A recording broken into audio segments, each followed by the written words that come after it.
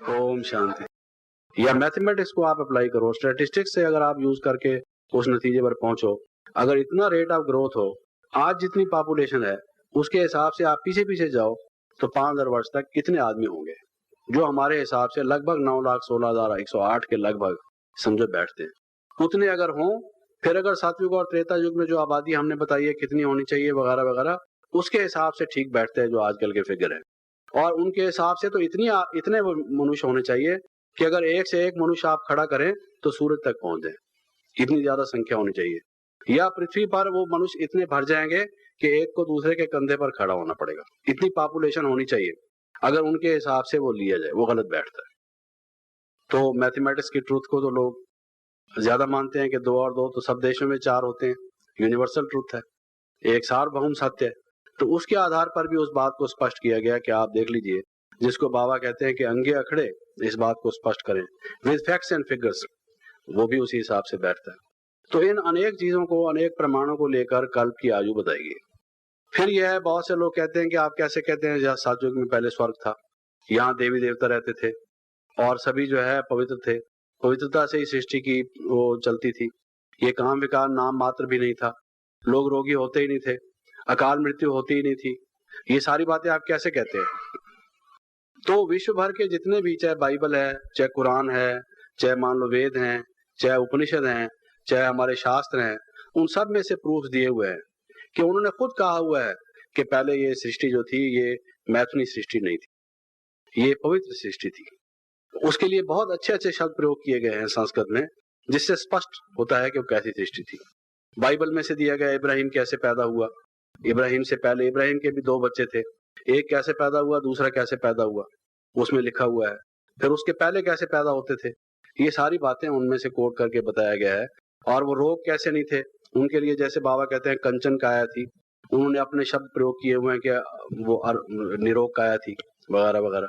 और लोग शरीर कैसे छोड़ते थे, वो भी जैसे बाबा कहते हैं योग बल से छोड़ देते थे। ये सारी बातें जो हैं वो इकट्ठे संग्रह करके उनका दिया हुआ है कि देखो, हम जो कहते हैं, लोग कहते हैं जी आप तो एक ख्याली पुलाव बनाते हैं, ये ख्याली पुलाव नहीं, रियल पुलाव है, ये हम सारा उसको स्पष्ट कर बता के। तो ये एक अलग उस पर विषय है। फिर उसके बारे में बाद में सृष्टि की बारे में कई प्रश्न आए हैं, जिनमें से एक तो ये है कि अभी जो हम जो 3 लोक का चित्र बनाते हैं जिस ढंग से, चाहे वो बैदवी शक्ल का बनाते हैं, चाहे गोल बनाते हैं, और हम ये कहते हैं कि परमधाम या ब्रह्मलोक है और बीच में ये संसार है और ये ब्रह्मापुरी, विष्णुपुरी, शंकरपुरी हैं, और कोई लोग सूर्य चांद वगैरह में नहीं है। और वैज्ञानिक आजकल के ये कहते हैं कि और जगह पर भी लोग हैं और हम कोशिश कर रहे हैं उनसे कांटेक्ट करने की। आपको मालूम होगा कि कुछ वर्ष पहले उन्होंने स्पेस में एक वो भेजा भी था, उस पर एक वो मूर्ति बनाई थी, उस पर कुछ मैसेज भी लिखा था, और वो कहते हैं कि हम उनकी बीप साउंड भी पकड़ने की कोशिश कर रहे हैं, वो हमें फ्लाइंग सासर्स के द्वारा कांटेक्ट करने की कोशिश कर रहे हैं। तो उनको सारा डील किया गया है कि दूसरे जो ग्रह नक्षत्र हैं उनमें सृष्टि हो सकती है या नहीं हो सकती। तो वैज्ञानिकों ने जिस आधार पर कहा है हो सकती है, उस पर विचार किया गया है, और हम जो कहते हैं नहीं हो सकती, उसके आधार दिए गए हैं कि कैसे नहीं हो सकती। और फिर सृष्टि के बारे में बहुत से लोगों के विचार हैं, कई कहते हैं कि ये अनंत है, इसका पार नहीं पाया जा सकता। जैसे अपने धार्मिक क्षेत्र में लोग कहते हैं आकाशा लख आकाशा आकाश, ये इतना बेअंत आकाश है, इसका कोई पारावार नहीं। कोई कहते हैं कि नहीं, सृष्टि शांत है, बेअंत नहीं है, आखिर कोई तो अंत होगा।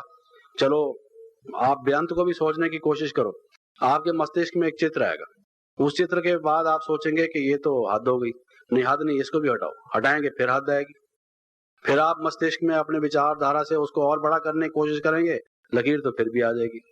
तो बेअंत अगर है, बेअंत है या शांत है, ये सृष्टि का क्या वो है, हम लोगों ने जो एक आकार उसका दिया हुआ है वो ठीक है या गलत है।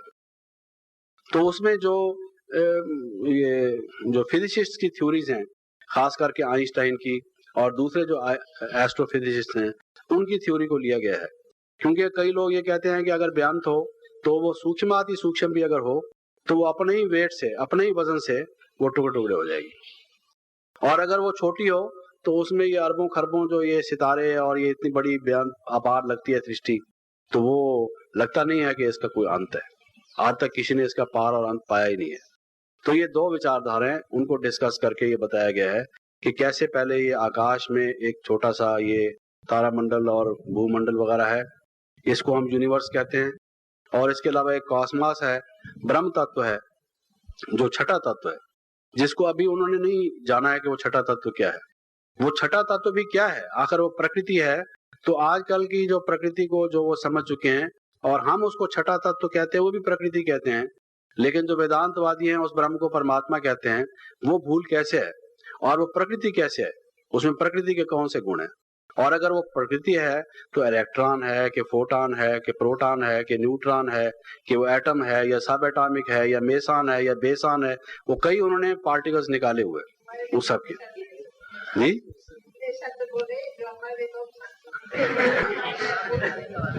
नहीं, मैं तो ऐसे आप कोई सा भी शान समझ लीजिए, चाहे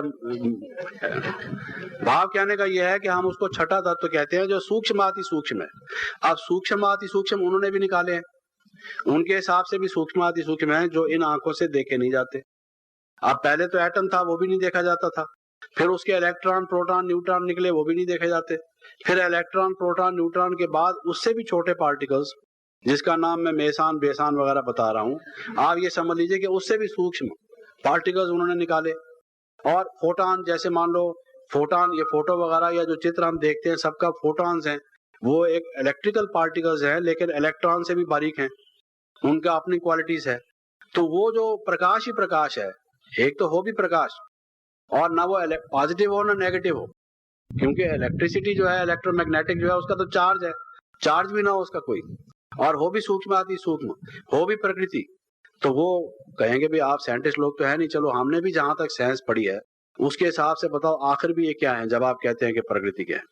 तो वो उनके हिसाब से थोड़ा सा बताया गया है कि क्या चीज है आपके लोगों से मिलती जुलती। ये डिवाइन जिसको बाबा कहते हैं, ये है प्रकृति का छठा तत्व, लेकिन ये दिव्य है, जिसको बाबा कहते थे है लाइट, लेकिन डिवाइन लाइट है। डिवाइन लाइट से आपका क्या मतलब है, वो थोड़ा सा उसको स्पष्ट किया गया है कि इसका क्या स्वरूप है, और ये जो तीन लोग हम बताते हैं ये कैसे ब्रह्मलोक बना हुआ है जहां से आत्मा आती है, इसके विषय में स्पष्टीकरण है। फिर साथ साथ बहुत से जो आजकल के धार्मिक लोग हैं वो विज्ञान को लेकर अपनी बात स्पष्ट करते हैं। जैसे आपने देखा होगा पालकी वाला यहाँ आए थे, तो मैं ये कह रहा था कि कुछ जो धार्मिक लोग हैं, धार्मिक संप्रदायों के, वो विज्ञान के कुछ जो अभी के तथ्य हैं उन विज्ञान से सामने आए हुए, उनको आधार बनाकर अपने जो उनके सिद्धांत हैं उसको वो सिद्ध करने की कोशिश करते हैं। उदाहरण के तौर पर वो ये कहते हैं कि प्रकृति की जो भी चीज है, मान लीजिए कोई चीज चखने में मीठी है और दूसरी कोई चीज चखने में कड़वी है, एक चीज देखने में लाल रंग की है, दूसरी चीज देखने में पीले रंग की है, तो प्रकृति की कोई भी चीज, चाहे उसका नाम रूप रंग कोई भी हो, लेकिन जब उसके गहराई में हम जाते हैं है तो वो प्रकृति, तत्व तो वही पांच है।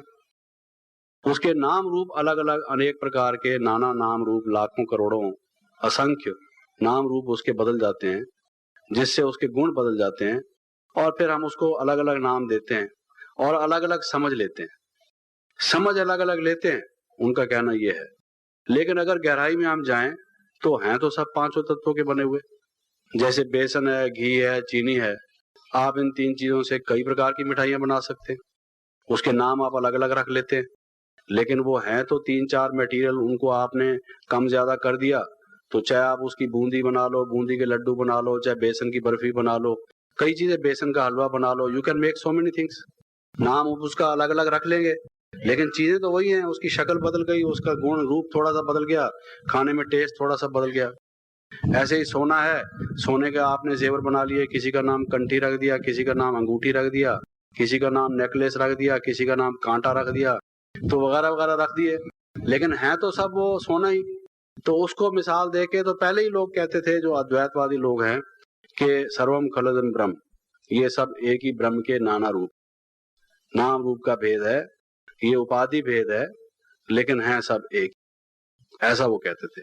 लेकिन अब वो फिजिक्स का आधार लेते हैं कि हम तो पांच तत्व कहते थे, पांच तत्व भी हैं तो प्रकृति के रूप, असल में तो एक प्रकृति थी। और आप देख लीजिए जो ये भौतिकी शास्त्र वाले जो फिजिसिस्ट हैं, फिजिक्स वाले, वो भी ये कहते हैं कि सारी प्रकृति भी एटम की बनी हुई है, चाहे लोहा हो, चाहे सोना हो, चाहे पत्थर हो, चाहे पानी हो, चाहे कोई पृथ्वी हो, ये सब एटम्स की बने हुए हैं। देखने में ये पृथ्वी है, ये आपके लिए लोहा है, सोना है, लेकिन है सब एटम्स के बने हुए। और एटम इलेक्ट्रॉन प्रोटॉन न्यूट्रॉन के बने हुए, और इलेक्ट्रॉन प्रोटॉन न्यूट्रॉन कुछ नहीं, वो एनर्जी है, पॉजिटिव और नेगेटिव एनर्जी है। और पॉजिटिव और नेगेटिव एनर्जी भी हमने अलग अलग नाम उनको पॉजिटिव और नेगेटिव दिया हुआ है, वरना आप नेगेटिव को अगर पॉजिटिव कहने लग जाएं आज और पॉजिटिव को नेगेटिव कहने लग जाएं, कोई हर्ज नहीं। अब आप सड़क पर जाते हैं, आप इसको कहते हैं लेफ्ट साइड है, इसको कहते हैं राइट साइड है। अगर आप कल से उसको कहेंगे नहीं भाई अब कल से हम इसको राइट साइड कहेंगे, इसको लेफ्ट साइड कहेंगे, इसमें कोई आपत्ति की बात नहीं है, कोई नैतिक हानि नहीं है, इसमें कोई आपका विकर्म नहीं हो जाएगा। ये नाम हमने दिए हैं, इसको बदल भी सकते हैं। तो वो उनका कहना ये है कि ये सब चूंकि एक ही प्रकृति है, मटेरियल एनर्जी, ऊर्जा, जिसको शक्ति प्रकृति की कहा जाए, ये प्रकृति की जो एनर्जी है, मटेरियल एनर्जी, उसने ये प्रकृति के नाना रूप लिए हुए हैं, ये सब है एक ही। तो हम ये कहते हैं कि ये ब्रह्म जो एक ही है, ये अलग अलग दिखाई देता है। काहे को आप झगड़ा करते हो, आप और हम सब एक ही तो हैं। और देखिए कितनी अच्छी बात है, इस बात को समझने से विश्व में एकता हो जाएगी। और वो इस बात को अपने कह के लोगों को सिद्धांत जचाने की कोशिश करते हैं कि भाई सब एक है, अलग अलग सिर्फ भाषित होता है, ये प्रतीति मात्र है, ये दिखाने में देखने में आता है। रियलिटी में जो इसकी अल्टीमेट ट्रुथ है, जो इसके पीछे छिपा हुआ रहस्य है, सत्य है, जो एक मिस्टिक रियलिटी है, वो यही है कि ये एक ही तत्व है, इसको तत्त्वमसि तु वही तत्व है, ऐसा वो करके अपना जचाने की कोशिश करते हैं। तो वो विज्ञान को अपने पक्ष के सपोर्ट में देकर, और वो कहते हैं देखिए हमारा जो धर्म था, प्राचीन ऋषियों ने बड़ा मनन करके कितना वैज्ञानिक, आज विज्ञान वाले इसको बात बता रहे हैं, लेकिन हमारे तो उन्होंने पहले ही बता दिया था। तो लोग आमतौर से जो सुनने वाले हैं समझते हैं कि देखो जी हमारे भारत की संस्कृति कितनी अच्छी थी, इसी को ही समझ लेते, गलत को ठीक मानने लग जाते। तो उसमें वो ये बात भूल जाते हैं कि ठीक है, इसमें कोई शक की बात नहीं कि ये सब प्रकृति है। यहां तक तो छोड़ दीजिए, हम कहते हैं कि एक प्रकृति और भी है जिसको आप नहीं जानते, ब्रह्म तत्व, जिसको हम तो और भी बता रहे हैं कि 5 तत्व नहीं, 6ठा भी तत्व है, प्रकृति है। लेकिन आप ये बताइए कि ये जिसने निर्णय किया कि ये सब प्रकृति है और ये सब एनर्जी है, ये एनर्जी से बने हुए भिन्न भिन्न रूप हैं, ये किसने निर्णय किया? ये प्रकृति को जानने वाला अलग है, प्रकृति नहीं जानती इस चीज को। ज्ञाता और ज्ञेय, जानना और जानने वाला, ये किताब और किताब को जानने वाला। किताब को मालूम नहीं मेरा नाम एटर्नल ड्रामा है या मेरे में क्या लिखा हुआ है, इसको कुछ पता नहीं, लेकिन जो जानने वाला है उसको इसका पता है। तो ऑब्जेक्ट और सब्जेक्ट, नॉलेज जिस चीज की होती है, जिसको कहना चाहिए ज्ञाता और ज्ञेय, यानी जानने वाला और जानी हुई चीज दो अलग हैं। ये संदल है, ये चौकी है, इस चौकी को प्रयोग करने वाले ने अपने उद्देश्य से, इसको चौड़ा भी बनवाया जा सकता है, छोटा भी, लेकिन चौकी को कोई एतराज नहीं होगा। आप उसको बड़ा बना दीजिए या छोटा बना दीजिए, आप आराम से बैठिए या ना बैठिए, उसको ना तकलीफ है ना सुख है। आपको जिस तरह से अच्छा लगता है उसको कर लीजिए। जो उसको प्रयोग करने वाला है वो चेतन है, और जो प्रयोग करने की जो भोक्ता और भोग्य, जो उसका प्रयोगता है और जो प्रयोग की वस्तु है, वो अलग चीज है। दरी अपने काम के लिए नहीं बैठी, दरी मेरे लिए बनी है बैठने के लिए, दरी का अपने लिए कोई प्रयोग नहीं है। आप उसको 1 फुट काट दीजिए या 2 फुट लंबा कर दीजिए, उसके पर्पज में कोई फर्क नहीं पड़ता, ये हमें जितनी जरूरत हो उतना बना लीजिए। तो हम ये कहते हैं कि ये दो अलग हैं। आपने ठीक बात कही, लेकिन उसमें एक बात जो बहुत जरूरी थी उसको भुला दिया कि ये जो प्रकृति है, प्रकृति से अलग पुरुष है। क्षेत्र और क्षेत्रज्ञ दो अलग चीज है। आप सिर्फ क्षेत्र की बात बता रहे हैं, क्षेत्र एक है तो उसका मतलब ये हुआ कि क्षेत्रज्ञ रहा ही नहीं। तो वो औरों की मिसाल दे दे के ये बताने की कोशिश जो करते हैं, हम उनको बताते हैं। और बहुत से फिर जैसे उन्होंने साइंटिस्ट की मिसालें दी हैं, हमने आइंस्टाइन की और दूसरे जो बड़े बड़े फिजिसिस्ट हुए हैं जिनको नोबेल प्राइज मिले हैं, उनकी मिसालें दी हैं कि देखिए वो क्या कहते हैं कि एक तो कॉन्शियंट चीज है, चेतन चीज है, जो जानती है, जिसमें जानने की योग्यता है, जिसमें मेमोरी भी है, और जिसमें कुछ अच्छे और बुरे की एक पहचान भी है, विवेक जिसको कहा जाता है, डिस्क्रिमिनेशन है, जजमेंट की पावर है, इत्यादि इत्यादि। और ये प्रकृति का पत्थर है, पड़ा है, उसको यहाँ रखना है कि नहीं रखना। हम समझेंगे कि रास्ते में किसी को आते हुए ठोकर भी लग सकती है, उसको उठा के एक तरफ रख दे, उसको पड़ा रहे तो युग युग भी पड़ा रहे, उसके लिए कोई फर्क नहीं पड़ता। ठोकर लगे लगने वाले को उसकी बला से, ना लगे तो उसके लिए कोई फर्क नहीं पड़ता। तो ये दो अलग हैं, ये हमने उसको उस विज्ञान के आधार से स्पष्ट करने की कोशिश की है। इसी तरह से बहुत से सिद्धांत हैं, जैसे वो लोग कहते हैं कि देखिए लाइट है, अभी जो ये बिजली है या लाइट है, इसके बारे में कई थ्योरीज बदलती चली आई। जब से वैज्ञानिकों ने लाइट को, इलेक्ट्रिसिटी को ये मालूम किया, तो उसके बारे में इलेक्ट्रिसिटी क्या है, अभी तक वो ये नहीं बता सके इलेक्ट्रिसिटी क्या है, इलेक्ट्रोमैग्नेटिक क्या है। ये किसी भी आप किताब को फिजिक्स की उठा के देख लीजिए, भाई इलेक्ट्रिसिटी क्या चीज है, उसके वो प्रभाव बताएंगे, इलेक्ट्रिसिटी किस काम में आती है वो बताएंगे, लेकिन ये ऐसे क्यों है, ये यानी इसकी उत्पत्ति कैसे होती है, कि यानी क्या कारण होता है कि ये जैसे है सो वैसे ही है, इसकी ओरिजिनल नेचर क्या है, इसको वो नहीं बता सकते कोई भी। तो इन सब चीजों को देखकर अब जो उनकी अभी जो दो थ्योरीज हैं जो प्रचलित हैं, जो आप कई वक्ताओं के मुख से सुनते होंगे समय समय पर भाषण करने वालों के, कोई तो कहते हैं कि ये जो लाइट है, ये लाइट छोटे छोटे कण हैं लाइट के, इतने बारीक कण है, इतने बारीक कण है कि ये जो लाइट हम देखते हैं, इसके जो बहुत बारीक से बारीक फोटॉन्स जो इसके कण हैं, वो एक स्पीड से पैकेट एक एक कण अलग अलग नहीं, मान लो, क्योंकि वो कण तो बहुत छोटे हैं, वो कुछ इकट्ठे एक पैकेट्स के रूप में समझ लो। पैकेट शब्द ठीक नहीं है, लेकिन शब्द तो हमेशा त्रुटिपूर्ण होते हैं भाव को स्पष्ट करने के लिए। बाकी आप अपना खुद समझने की कोशिश कीजिए कि मैं क्या कहता हूँ, लेकिन एक शब्द मैं प्रयोग कर देता हूँ। भाव ये कि उनका एक समूह है, संगठन है, वो एक अकेले नहीं है फोटॉन्स, वो अपने अपने उस तरह से चलते हैं। तो कोई तो ये कहते हैं कि ये पार्टिकल्स हैं, ये एक अणु या परमाणु अंश छोटे हैं, और कई ये कहते हैं वेव्स हैं, जैसे आप सागर में देखते हैं वेव्स देखते हैं, कई ये कहते हैं कि ये वेव्स हैं, इसकी वेवलेंथ वो बताते हैं, आप रेडियो में भी देखते हैं वेवलेंथ, उस वेव पर उसको लगा लो।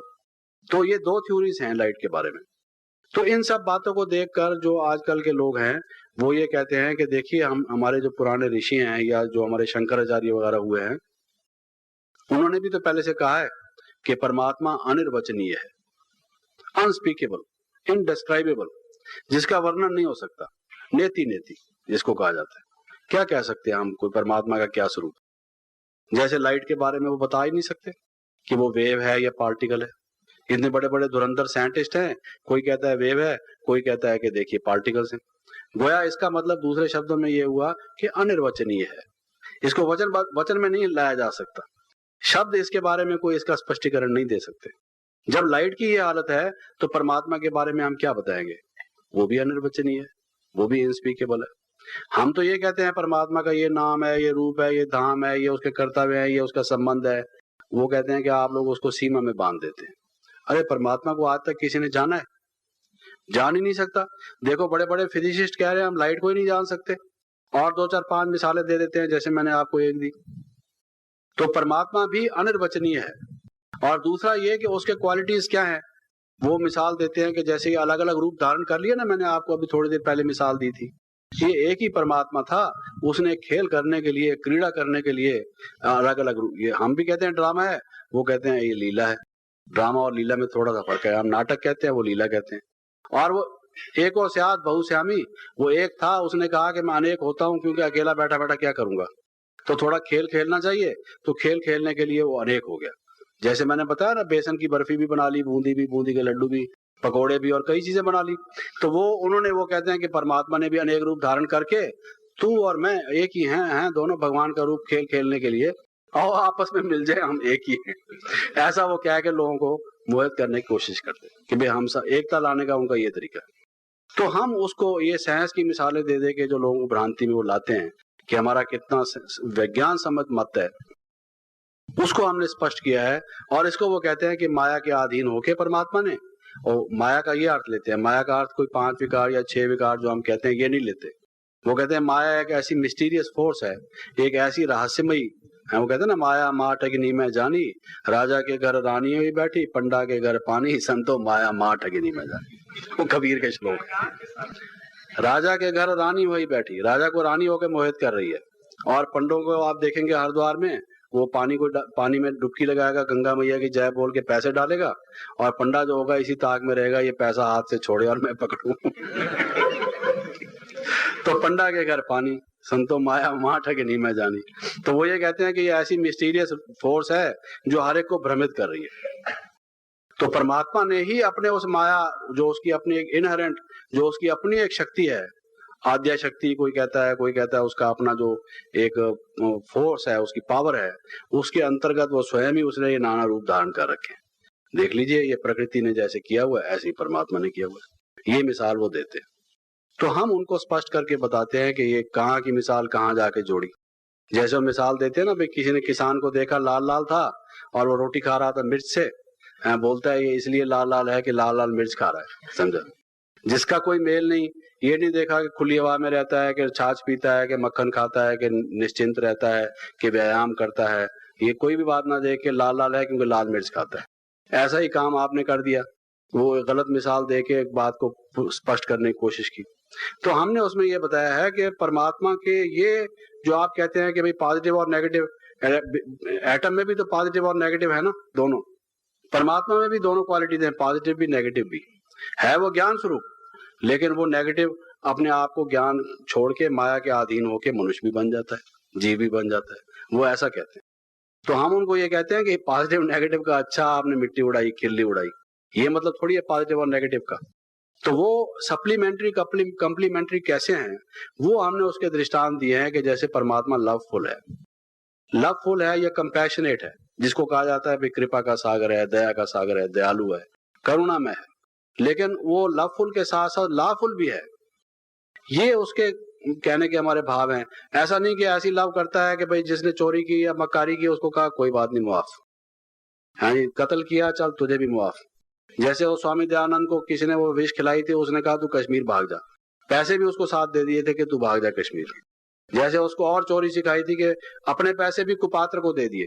एक तरफ तो कहा कि दान दिया करो और आर्य समाजी उसकी बड़ी महिमा करते हैं, लेकिन वो करुणामय भी कैसे है और साथ साथ उसके वो ला भी कैसे अपनाता है, या उसके सर्वशक्तिमान भी है। लेकिन सर्वशक्तिमान ऐसा नहीं है कि मतलब उसका कि सृष्टि के नियमों को भी तोड़ देता है।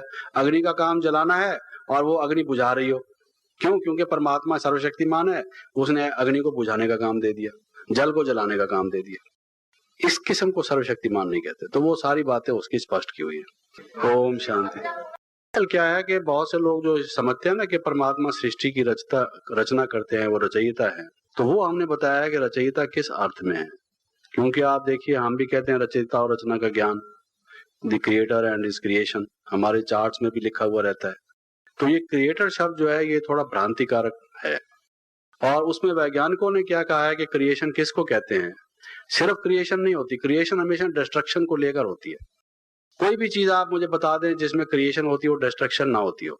आपने रोटी बनाई तो आपने गेहूं को क्रश किया, उसका तो नाश कर दिया ना, उसको आटा पीस के गूंद गांद के जला जलू के उसको खा पी के खत्म कर दिया। तो क्रिएशन और डिस्ट्रक्शन साथ साथ चलते हैं। ऐसा नहीं कि अब पानी आएगा, अगर बर्फ पिघलेगी पहाड़ पर तभी तो पानी आएगा, बर्फ डिस्ट्रॉय होगी तभी तो पानी आएगा। पानी और कहां से आएगा? नेस्ती से अस्थि थोड़ी हो जाएगी। ना अस्थि की नेस्ती हो सकती है, ना नेस्ती की अस्थि हो सकती है। जो चीज है उसमें उसका रूपांतर होता है। मोमबत्ती है, आपने मोमबत्ती को जला दिया, वो पिघल गई और वो गैसेस बन के वायुमंडल में मिल गई, तो आप कहेंगे ये डिस्ट्रॉय हो गई। डिस्ट्रॉय नहीं हो गई, वो गैसेस को अगर हम इकट्ठा कर लें फिर मोमबत्ती बना दें, उसके जो वो हैं। तो कोई भी चीज जिसको कंप्लीट डिस्ट्रक्शन नहीं होती, कंप्लीट कंस्ट्रक्शन नहीं होता, कंस्ट्रक्शन और डिस्ट्रक्शन साइड बाय साइड चलते हैं। एक चीज को डिस्ट्रॉय करके आप दूसरी क्रिएट करते हैं। तो वो हमने बताया है कि सतयुग की क्रिएशन और कलयुग की डिस्ट्रक्शन का क्या अर्थ है और किस तरह की क्रिएशन परमात्मा करते हैं। ये जो सृष्टि में मनुष्य को देवता बनाते हैं, ये क्या क्रिएशन है, इसको मॉरल क्रिएशन क्या कहते हैं। उसके हमने बाइबल में से, पुराने ग्रंथों में से कि इसको भी रचना कहा गया है। इस दृष्टि से भी परमात्मा को और ब्रह्मा को रचयिता कहा गया है। ऐसा नहीं कि बैठ के मटकों की तरह से उसने कुम्हार की तरह से बनाए, इसलिए उसको कहा गया। वो हमेशा यही मिसाल देते हैं। जितने भी आप दर्शन ले लेंगे आमतौर से रचना का ये अर्थ लेंगे कि कुम्हार मिट्टी को इकट्ठा करता है, फिर आटे की तरह से पानी लगा कर गूंथता है, गूंथ के फिर वो चाक पर उसको सोटी से हिलाता है, हिला के फिर वो अंदर और बाहर हाथ देकर उसको मटके या सुराई की शेप बनाता है। ये रचना का अर्थ वो लेते हैं। भाई उसमें उपादान कारण भी चाहिए, निमित्त कारण भी चाहिए, इत्यादि इत्यादि वो बताते हैं। तो इस पर को रचना नहीं कहा गया, ये भी एक प्रकार की रचना है, ये स्थूल रचना है, लेकिन परमात्मा को इस प्रकार से रचयिता कहा गया है, ये सारा बता के। अब ये समय कैसा है कि जब ये फिर से परमात्मा ने कहा है कि धर्म की स्थापना मैं आके करता हूं, जब अधर्म की अति हो जाती है। और ज्ञान भी तभी दिया जा सकता है जब अज्ञान हो, बिना अज्ञान के ज्ञान दिया ही नहीं जा सकता, ये सारा स्पष्ट किया गया है। इस किस्म की कुछ चीजें, तो मेरे ख्याल में अब हम इसको समाप्त करते हैं। ओम शांति। किसी के पास समय हो इसको अनुवाद कर दें तो फिर उसको थोड़ा ठीक करके छापा जा सकता है, लेकिन दूसरे भी काम रहते हैं, अगर इसका ही अनुवाद करने लगे तो मेरे ख्याल में फिर दूसरी चीज नहीं लिखी जा सकेगी, ऐसा है। क्योंकि इसके 5 पार्ट होने हैं। एक पार्ट आत्मा के बारे में है जो आपने देखा है छपा हुआ है, वो भी दरअसल 1/3 है, वो हमने पूरा नहीं लिखा, वो सिर्फ मेडिकल और कुछ दूसरे वैज्ञानिकों के आधार से लिखा है, लेकिन हम उसको दर्शनों से सपोर्ट करके फिलॉसफी के हिसाब से और कई विज्ञानों के मनोविज्ञान इत्यादि से पुष्ट करके एक लिखना चाहते थे। समय के अभाव के कारण से हमने उसको उतना ही बनाया। तो अभी इसके बाद जो तीसरा पार्ट होगा वो परमात्मा के बारे में होगा। परमात्मा का नाम शिवी क्यों है, उसका रूप ज्योति बिंदु ही क्यों है, वो परम धाम में क्यों रहता है, वो सर्वव्यापी क्यों नहीं है। अब वो सर्वव्यापी को हम सिर्फ जो आमतौर से हम मिसालें देते हैं इस हिसाब से नहीं, ये तो देंगे ही, लेकिन लॉजिक के हिसाब से जो दर्शन शास्त्र में तर्क पढ़ाया जाता है उस तर्क के आधार से। अच्छा, अगर आप मान लीजिए कि परमात्मा सर्वव्यापक है, तो न्याय के या तर्क के क्या सिद्धांत हैं उसके हिसाब से आप देखिए ठीक बैठता है कि नहीं। फिर उसको मैथमेटिक्स के हिसाब से कोई चीज इन्फिनिट हो तो उसके क्या लक्षण होंगे, परमात्मा इन्फिनिट हो सकता है कि नहीं हो सकता। ओम शांति।